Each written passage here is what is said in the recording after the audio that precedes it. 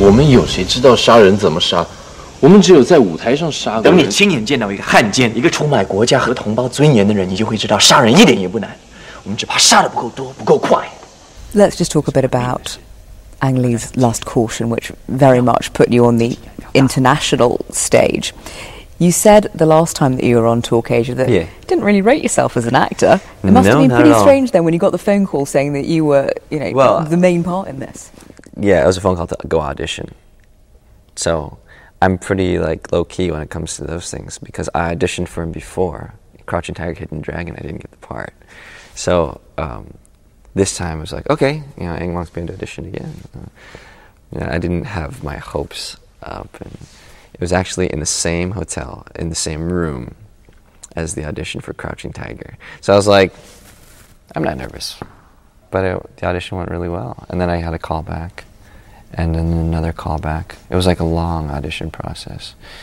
And so eventually I got the role, and I'm so happy I did. What sort of a director was Ang Lee where you were concerned? He's very intense. And I think Ang, there's a lot of belief for him in the drama, in the role, in every shot.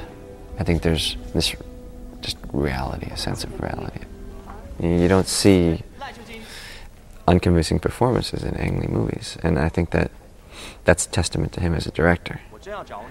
And when people ask me what was it like to act, I realized that for a lot of it I didn't feel like I was acting because he just made it so real, and he really has a talent for that.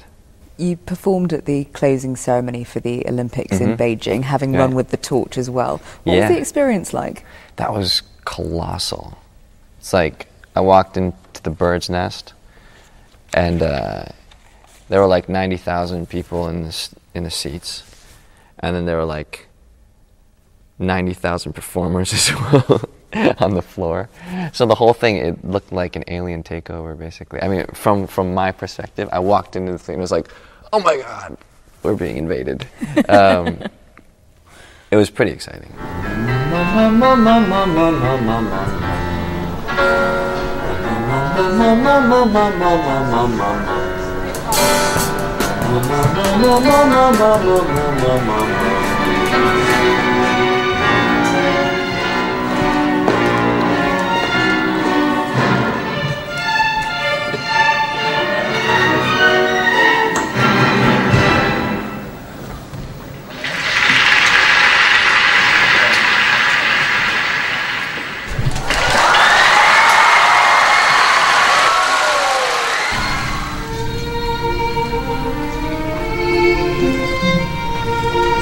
When you're writing your own music, how do you come up with it? Is it one of those things that you sort of wake up in the middle of the night and start furiously scribbling? That happens a lot, yeah. A lot of my songs I dream up of, yeah. It's like, are they still as good when it's the cold light of day? Not always. The harsh light of day. Yes. No, but a lot of times they are. Like, some of my most inspired compositions, I think, were written like that. Just like I wake up and I just heard it in a dream, like lyrics, melody, arrangement, everything was just there. So you just get up and you feel like, thank you, God, for giving me this gift last night. Yeah. What does your family think now about the success that you've made of something that isn't medicine, but that you'd always been so focused on? I think they're happy for me, and they're very supportive, because I'm never home and I never get to see them. So I think being a musician necessarily means that you're gypsy. I mean, your home's a suitcase, basically. There are times when I just become a hermit for a long time too, like for the past, when I'm working on my album, because I arrange and play all the instruments, and it's just, and I record it myself in my own little studio. So I don't get out much at all. And I'm kind of like a mad scientist. When I look at you,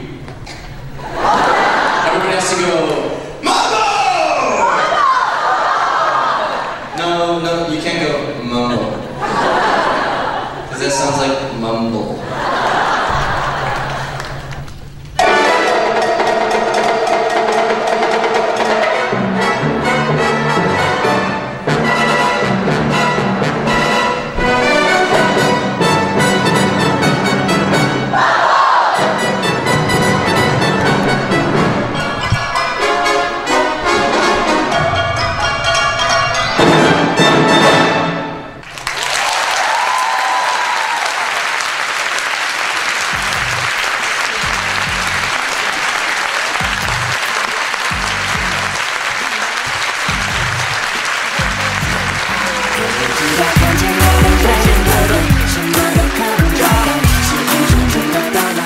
this week on Talkish. You're doing great. Thanks. Don't mind me. Right back at you. Backdrop. Power backdrop. Beautiful. 是那个千里外的，是一张卡下来了，世界是舞台哟。